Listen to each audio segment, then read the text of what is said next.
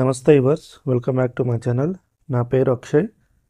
ఈ వీడియోలో మనము ఇండెఫినిట్ ఇంటిగ్రేషన్ చాప్టర్ నుండి డెరివేషన్ ఆఫ్ రిడక్షన్ ఫార్ములాస్ గురించి అయితే డిస్కస్ చేయబోతున్నాం. ఇదైతే మనకి క్లాస్ 2. ఓకే, మనం క్లాస్ 1లో మనము reduction formula, derivation of reduction formula for sine raise power of n x, దీని గురించి అయితే చూసాం మనము.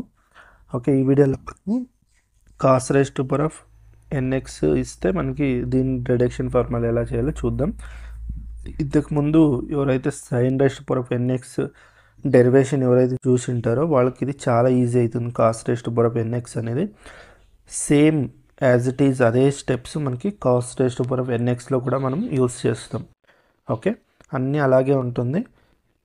దీన్ని మనం ఎలా చేయాలో చూద్దాం. అండ్ ఇది వచ్చి మన టెలిగ్రామ్ ఛానల్లో ఇంట్రెస్ట్ ఉన్న వాళ్ళు మన టెలిగ్రామ్ ఛానల్కి అయితే జాయిన్ కండి. అక్కడ ఎగ్జామ్స్ గురించి అండ్ నోట్స్ నేను అప్డేట్ ఇస్తూ ఉంటా, అండ్ జేఈ రిలేటెడ్ మెటీరియల్స్ కూడా అక్కడ షేర్ చేస్తూ ఉంటా.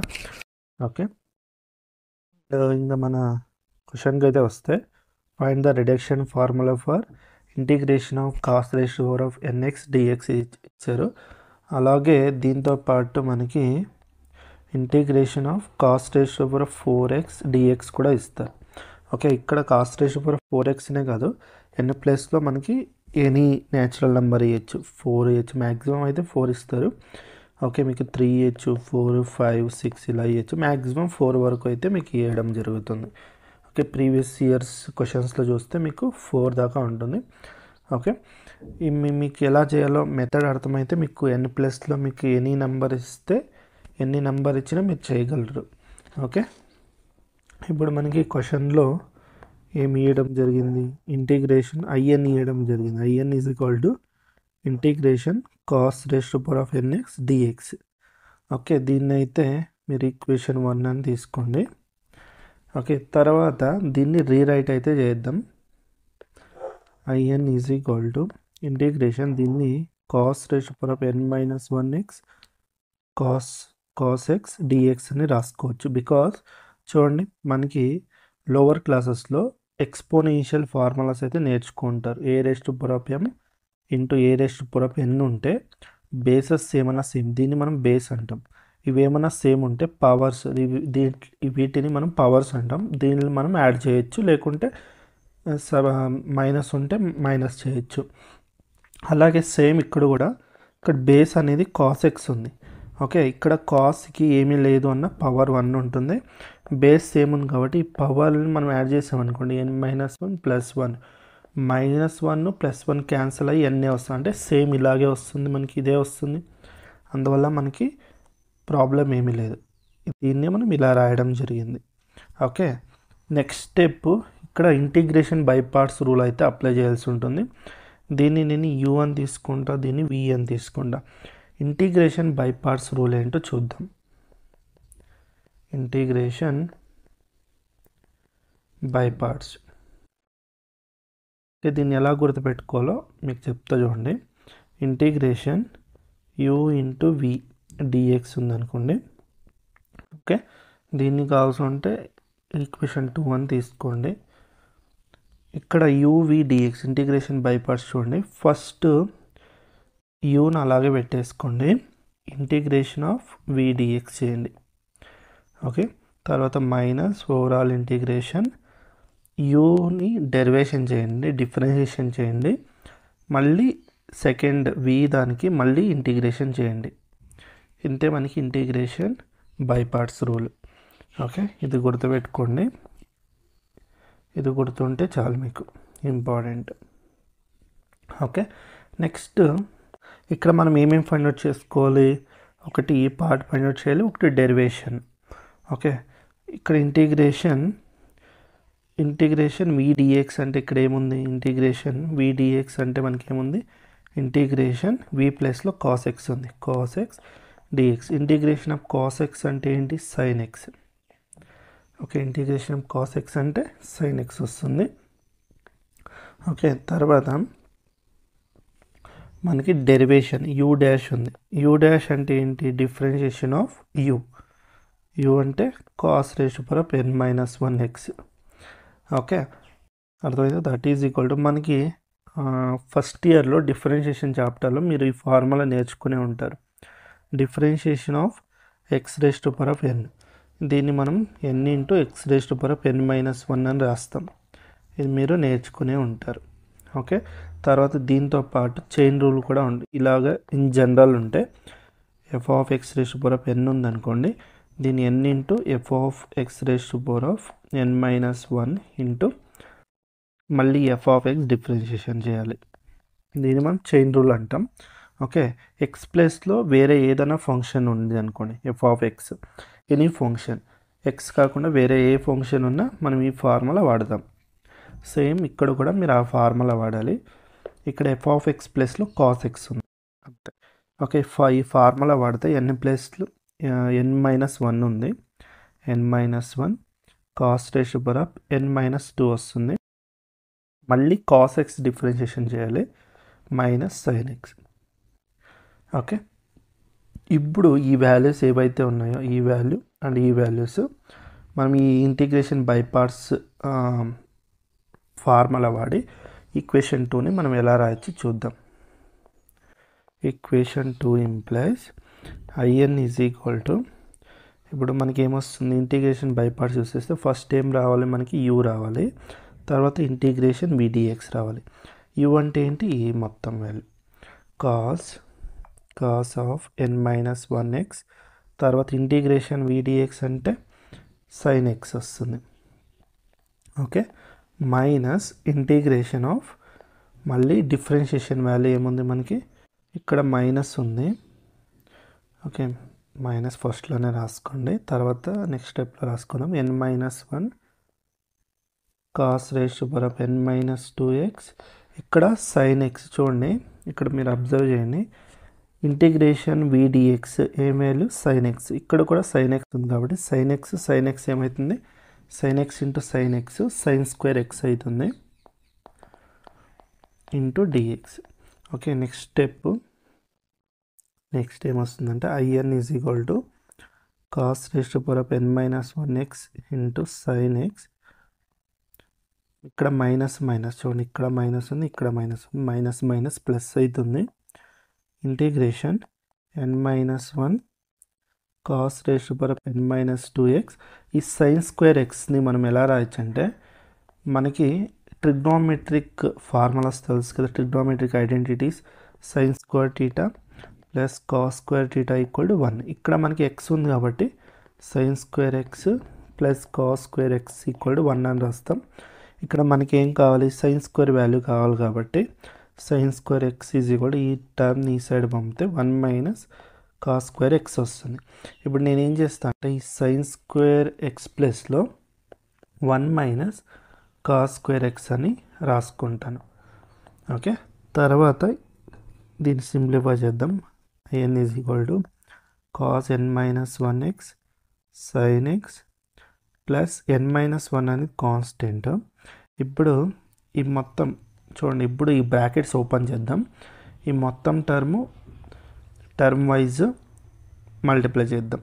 ఓకే, ఫస్ట్ దీన్ని మల్టిప్లై చేస్తే ఈ టర్మ్ ఇంటూ 1 ఏమవుతుంది, ఇది మనకి ఎన్ మైనస్ 1 కాన్స్టెంట్ బయట పెట్టుకోండి, cos of N minus 2x అవుతుంది డిఎక్స్. తర్వాత ప్లస్ ఇంటూ మైనస్ వస్తుంది. ఓకే, తర్వాత ఈ మొత్తం టర్మ్ దీనికి మల్టిప్లై చేస్తే ఇది మనకి ఎన్ మైనస్ 1 అనేది కాన్స్టెంట్ బయట పెట్టుకోండి. ఇంటిగ్రేషన్ ఇక్కడ అబ్జర్వ్ చేస్తే ఇది టర్మ్ వస్తుంది. ఇక్కడ బేసెస్ సేమ్ కాబట్టి -2 +2 ఉంది కాబట్టి క్యాన్సల్ అయితే మళ్ళీ మనకి ఇది ఏమొస్తుందంటే cos raise to power of nx dx వస్తుంది. ఓకే, ఇప్పుడు I N is equal to cos n minus 1x sine X plus n minus 1. ఈ మొత్తం టర్మ్ని ఎలా రాసుకోవచ్చు చూడండి, ఫ్రమ్ ఈక్వేషన్ 1 ఇక్కడ n ఉంటే ఇక్కడ మనకి n వస్తుంది కదా, అంటే దీన్ని నేను ఏం చేస్తానంటే ఇక్కడ n-2 ఉంది, దీని మొత్తం టర్మ్ నేను in-2 అని రాసుకుంటా. ఓకే, తర్వాత మైనస్ n-1 ఇదైతే మనకి in. ఓకే, ఇప్పుడు నెక్స్ట్ ఏంటంటే ఈ మొత్తం టర్మ్ని లెఫ్ట్ సైడ్కి తీసుకోండి, in మైనస్ ఉన్నది plus n minus 1 in that is equal to cos raised to power of n minus 1x into sin x plus n minus 1 into in minus 2 వస్తుంది. తర్వాత దీంట్లో in కామన్ తీసామనుకోండి 1 ప్లస్ n మైనస్ 1 వస్తుంది. That is equal to cos raised to power of n minus 1x sin x plus n minus 1 in minus 2. ఇప్పుడు plus 1 minus 1 cancel అవుతుంది. Next n మాత్రమే ఉంటుంది.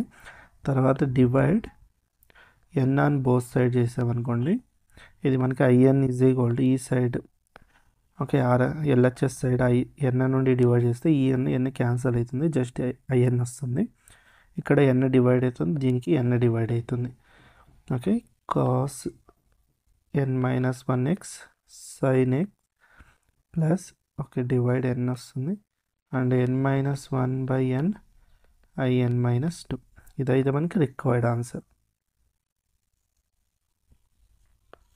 Okay ఇదైతే మనకి రిక్వైర్డ్ ఆన్సర్ అవుతుంది. Just few steps అంతే. మీకు ఈ స్టెప్స్ అర్థమైతే ఆటోమేటిక్గా మీరే next time 1 or 2 times practice చేస్తే ఈజీగా వస్తుంది మీకే. ఓకే తర్వాత ఇంకొకటి డిస్కస్ చేద్దాం అనుకున్నాం కదా, ఏంటి ఈ వాల్యూ. ఓకే ఇది కూడా డిస్కస్ చేయబోతున్నా. దీన్ని నేనేం చేస్తా, ఇక్కడ డిస్కస్ చేస్తా, దీన్ని రిమూవ్ చేస్తా. ఇప్పుడు ఏం చేద్దామంటే i is equal to i4 integration cos of 4x dx ఇలా ఉంది. అంటే n ప్లస్లో ఎంత ఉంది అంటే 4 ఉంది మనకి. ఓకే n ప్లస్లో ఎంత ఉంది చూడండి 4 ఉంది. తర్వాత ఈ వాల్యూని ఏదైతే ఉందో దీన్ని ఈక్వేషన్ నెంబర్ ఎంత తీసుకున్నాం 3 తీసుకోండి. ఓకే 3లో పుట్ చేయండి. n is equal to 4 put n is equal to 4 in equation 3. 3లో పుట్ చేసామనుకోండి మనకి 3 ఇంప్లస్ n ప్లస్లో 4 పుట్ చేస్తే i4 ఈజ్ ఈక్వల్ టు ఇది మనకి ఏమొస్తుంది కాస్ n మైనస్ 1 అంటే 3x sin x by 4 plus 3/4 ఇది మళ్ళీ i2 వస్తుంది. రైట్ మళ్ళీ దీని ఈక్వేషన్ 4 అని తీసుకోండి. మనకి i2 వాల్యూ కావాలి. ఓకే మీరు డైరెక్ట్గానే రాస్తారంటే no problem. i4 is equal to cos cube X sin x by 4 plus 3/4. మీరు సపరేట్గా పాయింట్ అవుట్ చేసుకున్న తర్వాత పుట్ చేసినా సరిపోతుంది, లేదంటే డైరెక్ట్గా ఇలా రాసినా సరిపోతుంది. i2 అంటే ఏంటి, మళ్ళీ n ప్లస్లో 2 రీప్లేస్ చేయండి. n ప్లస్లో మళ్ళీ 2 రీప్లేస్ చేస్తే మనకి ఏమొస్తుంది, ఇది కాస్ ఆఫ్